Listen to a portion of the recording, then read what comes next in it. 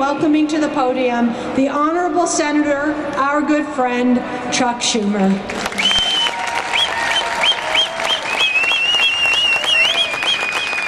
Thank you. Thank you. And good afternoon.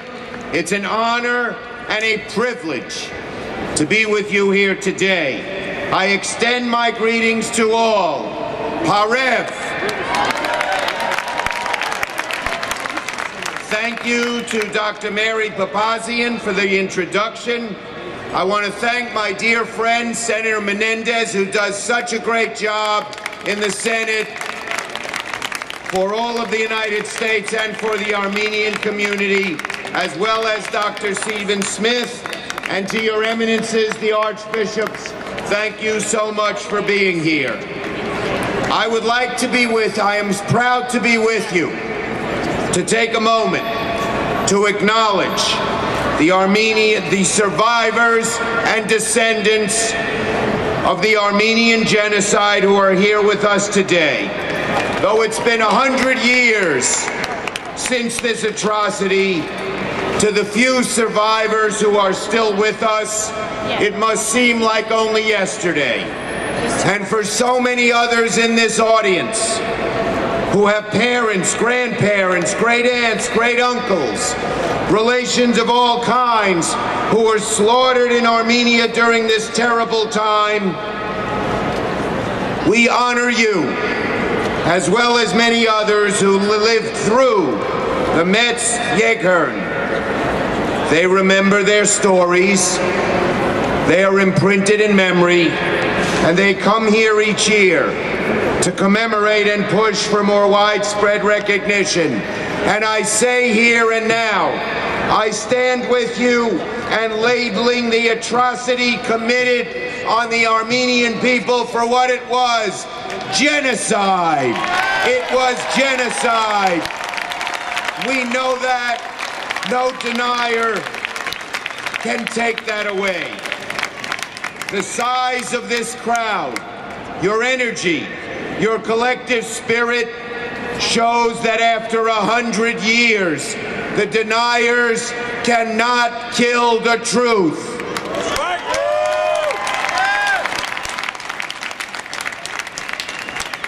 In fact, even though we are 100 years after this atrocity, the momentum is growing to commemorate the Armenian genocide and force the Turks to admit it once and for all.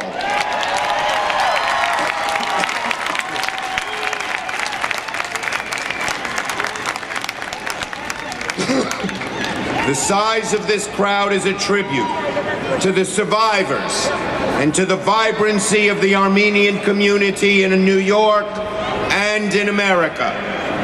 Over the past century, political movements have gained steam and have been abandoned. Empires and nations have risen and fallen, but you are still here. You are testament to those who tried to wipe out the Armenian people, that they are gone and we are here. And we will remember and we will commemorate.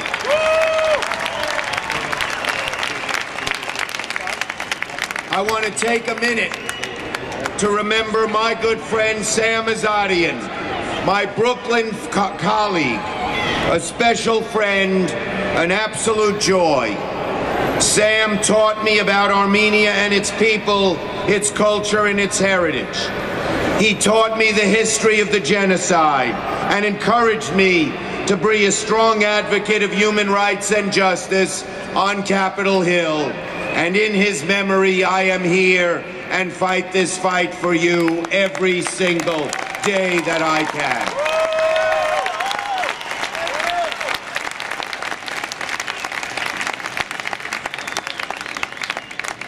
Why are we here? For many reasons.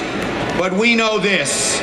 It matters because to secure our place as a civilized people in Armenia and here in America, and indeed in every corner of the globe, we must call out evil for what it is. We must stare directly into the heart of darkness and answer the questions: How did it happen? Who was responsible? Who answered the call for help? And who ran from responsibility? When people are forced to confront these questions, it makes it much less likely that another Holocaust, another genocide will ever happen again. On this day, the sacred centennial of the Armenian genocide, our responsibility to remember the abuses in history and sober reflection upon them is as important as ever. Because although the Armenian genocide was the first Holocaust of the 20th century, it was unfortunately not the last. Untold millions suffered as a result of the lessons denied and unlearned. From Hitler's Germany, to Stalin's Ukraine, to Pol Pot's Cambodia, to the Balkans, to Rwanda, and to Sudan, these events are more than just a stain on their nations or their continent. They are a stain on humanity. And so, I am so proud that Pope Francis recently said about the Armenian genocide that concealing or denying evil is allowing a wound to keep bleeding without bandaging it. Time and time again, we promise we have learned a lesson, that we will stop these crimes from being repeated. We must never fail to keep that promise.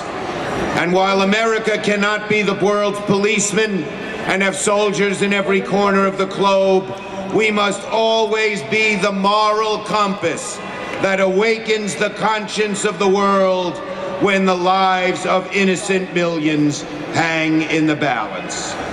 So in conclusion, my colleagues, again, I stand with you in labeling the atrocity committed 100 years ago to the Armenian people for what it was, genocide.